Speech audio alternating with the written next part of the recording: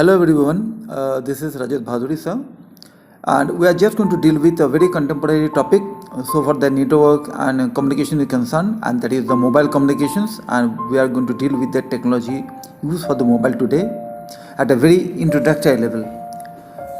Now the concept is very simple, that we'll be today touching only the few very important core ideas as a part 1, and on our next lectures on the videos we will be dealing with the individual generations and the rest of the things whatever is very much required just to know the very fundamentals of mobile technology.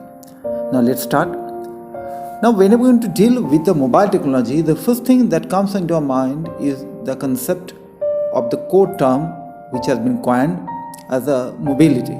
That means whenever mobility comes, it is also being linked with the portability also. That means device should be carried and it can be carried to anywhere, and it should be portable, it should not be too bulky.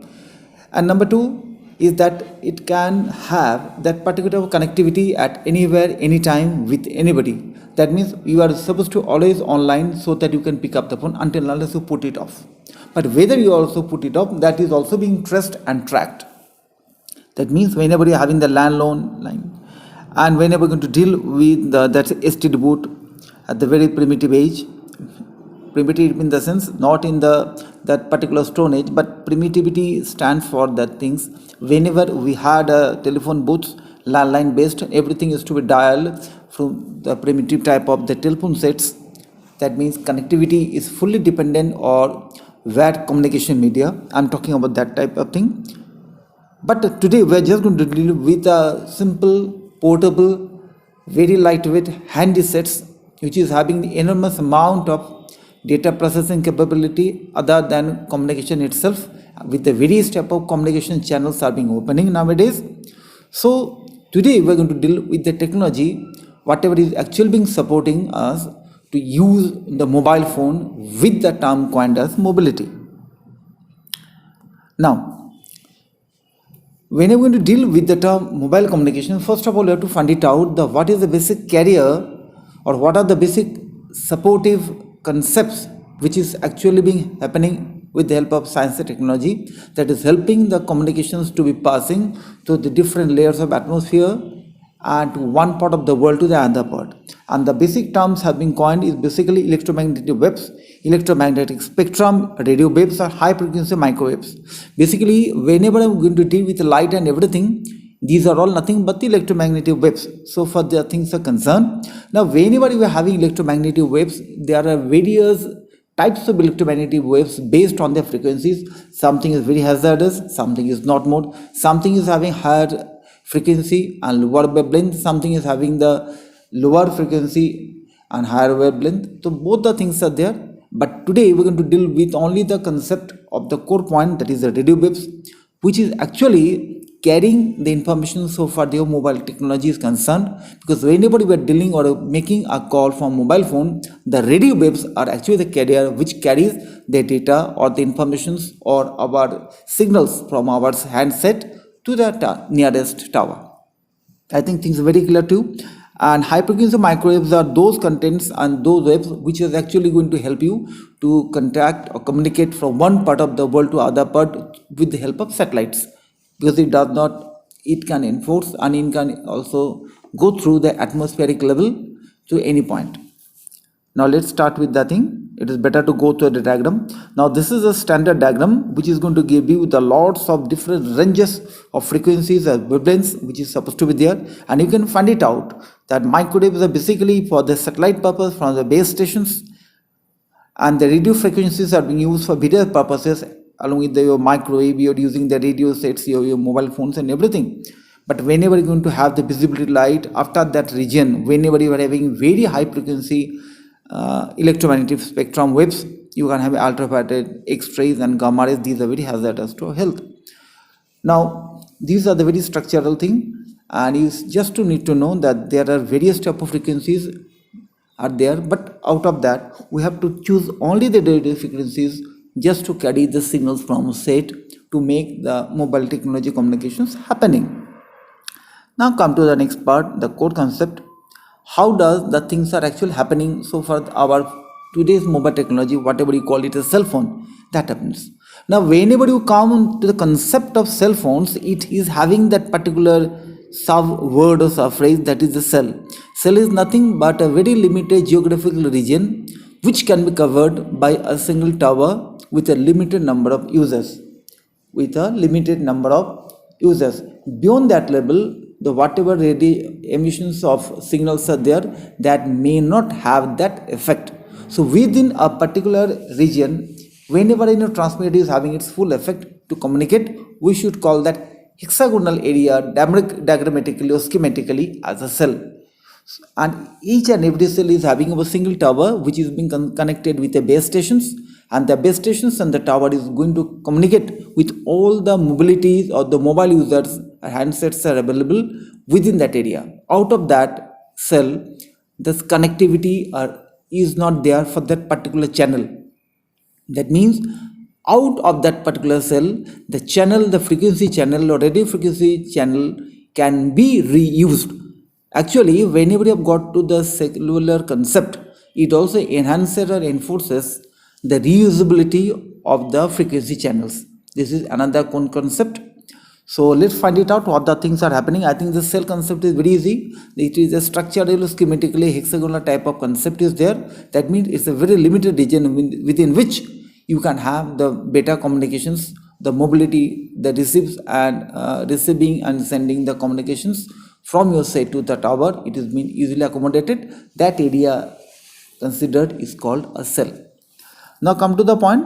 Now when you're going to deal with that, I have already mentioned that when you are trying to make a call, you are actually forwarding a signal from your cell phone to the tower.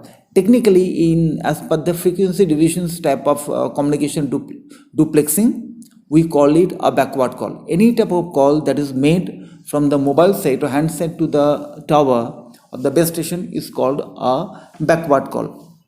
I think we have also done it with what do you mean by duplexing. Duplexing is nothing but in case of full duplexing, both the communications are possible simultaneously. That means the communication made from A to B and B to A simultaneously. We call it a full duplex. So whenever you're making a phone call, we're actually dealing with the frequency divisions of duplexing. And in that case, whenever you're making a phone call, I have opened a backward channel, which is actually a cell phone to the tower. Then what is going to happen then? Then whenever you make a call, the base station responds to the cellular phone by signal assigning to the phone an available radio frequency channel or whatever you call it, RF channel. So whenever it is transmitting or responding back to the cell phone, we actually call it a forward channel, which is coming from the tower or the base stations to your cell. And after the RF is assigned, the modulated radio signals are simultaneously received and transmitted. Obviously, yes. And your things are being carried to the cell phone and to the base. Then base station transfers the signal to the mobile switching center. This is a very core idea which is being connected to various cells, which in turn is going to help you to send that particular signal or the analog informations to the other cell phone to whom you are connecting to. I think I have to repeat this last point again. The base station transfers the call to the mobile switching center.